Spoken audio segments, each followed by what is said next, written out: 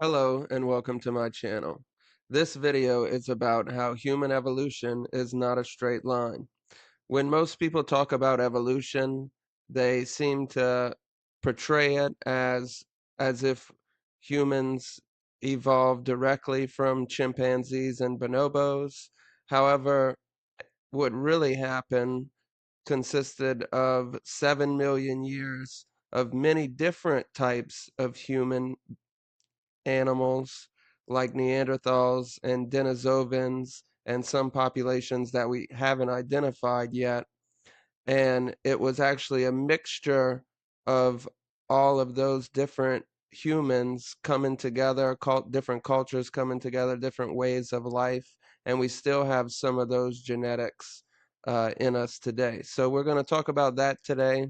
So it's not really a linear line, 7 million years from bonobos and chimpanzees, and then you had Homo erectus, Homo habilis, and then eventually you get to Neanderthals and Denisovans and modern Homo sapiens. It wasn't really a direct line like that.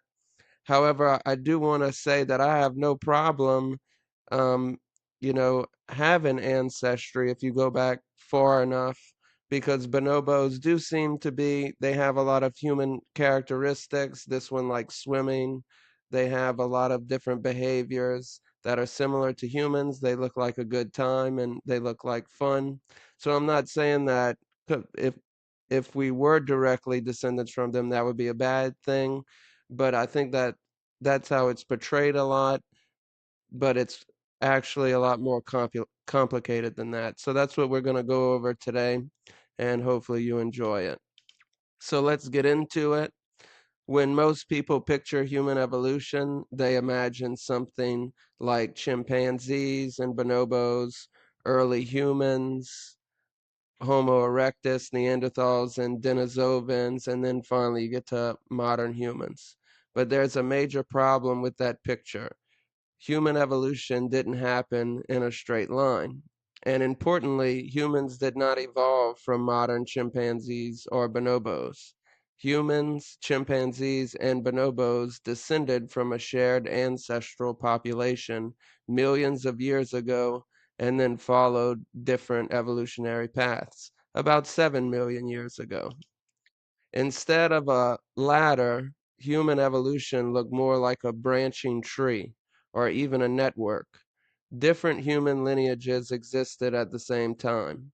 For example, Homo erectus appeared roughly 2 million years ago and survived in parts of Asia until surprisingly late in human evolution, potentially until around 100,000 years ago, when modern humans still existed.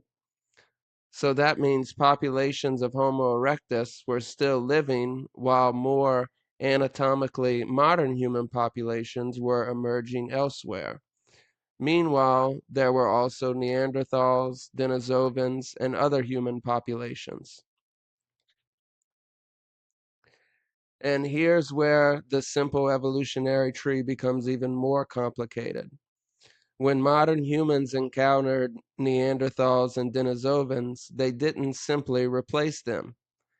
They intermingled and had sex with them.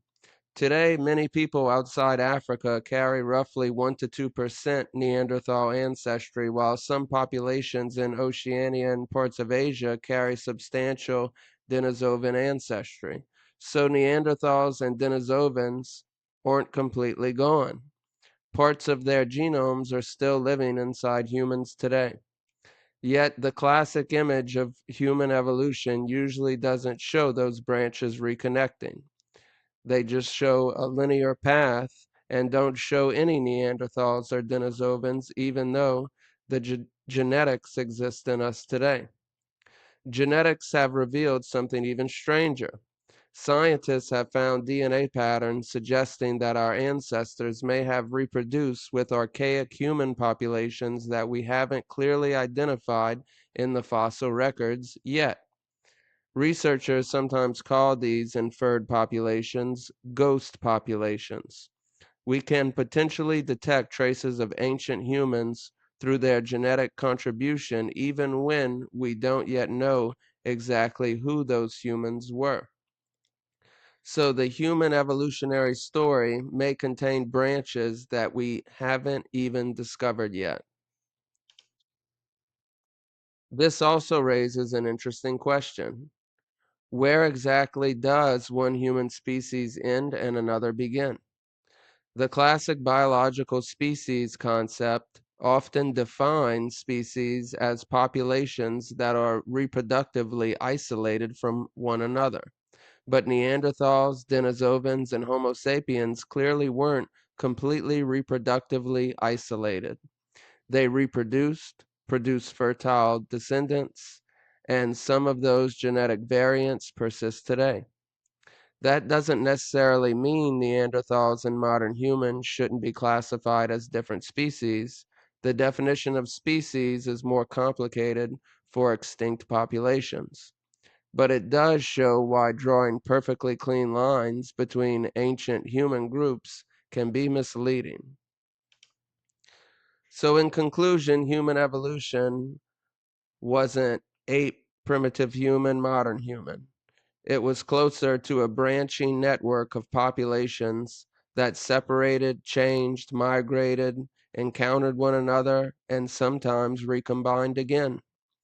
Chimpanzees and bonobos are our evolutionary cousins, not our ancestors. Neanderthals and Denisovans were close relatives whose DNA became part of our own evolutionary history. And unidentified ghost populations suggest that part of the story are still missing and yet to be determined. So instead of asking what species came before us, maybe the more interesting question is how many ancient human populations came together to make us who we are today? And maybe understanding them and understanding their cultures and way of life and how they helped us evolve might help us understand ourselves a little better. So if you enjoyed this, please like and subscribe, and you have a good one.